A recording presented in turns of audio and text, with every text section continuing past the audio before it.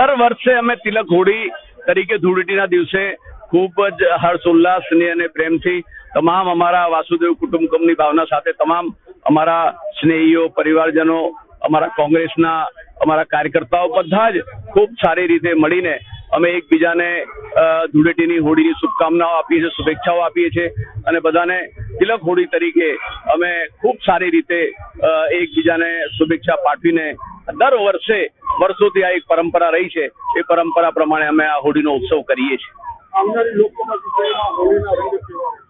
હોળીના રંગ અમે માનીએ છીએ કે ખૂબ સારા રહેશે, કેમ કે તમે જોઈ રહ્યા છો જે રીતે ભારતીય જનતા પાર્ટીમાં ખળભળાટ મચ્યો છે, જે રીતે એમને ઉમેદવારો બદલવાની જે પરિસ્થિતિ જે નિર્માણ કરી છે અને જે પરિસ્થિતિ નિર્માણ થઈ છે એ પરિસ્થિતિની અંદર લોકોના અનેક મુદ્દાઓ છે, પ્રજાકીય મુદ્દાઓ છે, બેકારી, મોંઘવારી, બેરોજગારી, આ તમામ મુદ્દાઓ જે ભારતીય જનતા પાર્ટીએ વચનો આપ્યા હતા.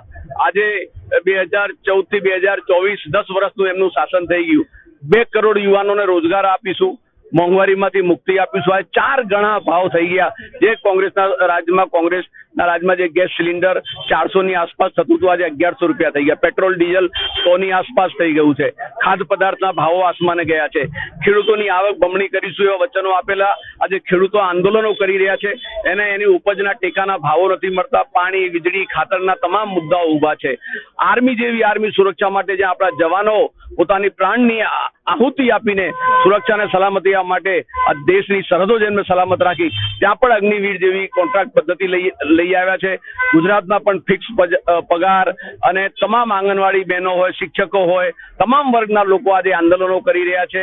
લોકો માટે સરકાર જે છે એ સામાન્ય લોકો માટે નથી, ગણ્યા ગાંઠા ઉદ્યોગપતિઓને લાભ મળે અને એનાથી જ સરકાર માત્ર ચાલે છે. ખાલી પ્રચાર પ્રસાર કરવાથી માત્ર ઇલેક્શન નથી જીતાતું. આ વખતે મૂળ મુદ્દા હશે, લોકોના મુદ્દા હશે, લોકોના હક અને અધિકારોની જે વાત હશે, આજે એ મુદ્દાને લઈને કોંગ્રેસ જવાની છે. અને હું માનું છું કે લોકો હવે ત્રસ્ત થયા છે અને ભાજપ સત્તાના નશામાં મદમસ્ત થઈ છે. આ વખતે લોકો પોતાના વોટોથી અને પોતાના મતથી ભારતીય જનતા પાર્ટીને પડચો બતાવી દેશે.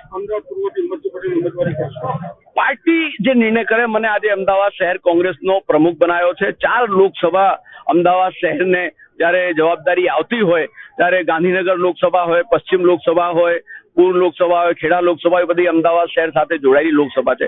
ત્યારે મારા માટે મોટી જવાબદારી છે અને પક્ષ જે નિર્ણય કરે, પક્ષ મહાન છે, વ્યક્તિ મહાન નથી.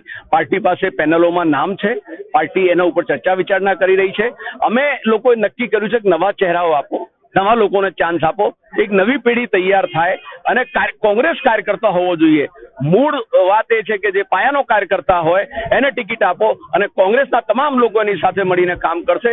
પાર્ટી મને પણ આદેશ આપશે તો મારી પણ તૈયારી છે, પણ અમે બીજા નામો પણ પાર્ટીને કીધું છે કે તમે બીજા નામો ઉપર તમે ચર્ચા વિચારણા કરો અને એની પેનલ હાઈકમાન્ડ પાસે તૈયાર છે. કોઈ મહિલાને આપે, કોઈ કોંગ્રેસના વરિષ્ઠ આગેવાનને આપે, કોઈ પણ મિત્રને આપે. કોંગ્રેસના કાર્યકર્તાઓ આ વખતે ક્રાઉડ ફંડિંગ, તન મન ધનથી કોંગ્રેસનો કાર્યકર્તા ભલે ₹1 ડોનેશન આપે, પૈસા ભલે પાર્ટી તરફથી જે અમારા કોંગ્રેસ પાર્ટીના એકાઉન્ટો અત્યારે ફ્રીજ કરી દેવામાં આવ્યા છે. આવી પરિસ્થિતિની અંદર, ઇલેક્શનની અંદર દેશના ઇતિહાસમાં પહેલી વખત આવી ઘટના ઘટી છે, પણ કાર્યકર્તાઓ આજે પણ મજબૂત છે. જેમ ઇન્દિરાજી વખતે સ્લોગન હતું કે અડધી રોટી ખાएंगे इंदिरा को लाएंगे, એ જ રીતે કાર્યકર્તાએ નક્કી કર્યું છે કે ઉમેદવાર નક્કી થાય, અમે સિંગ દાણા ખાઈને પણ કોંગ્રેસને જીતાડવા માટે પ્રયત્ન કરીશું.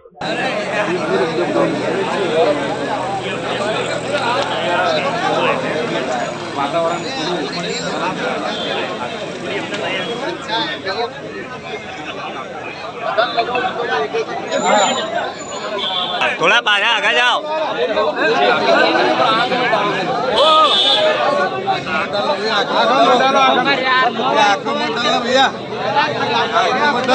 अरे यार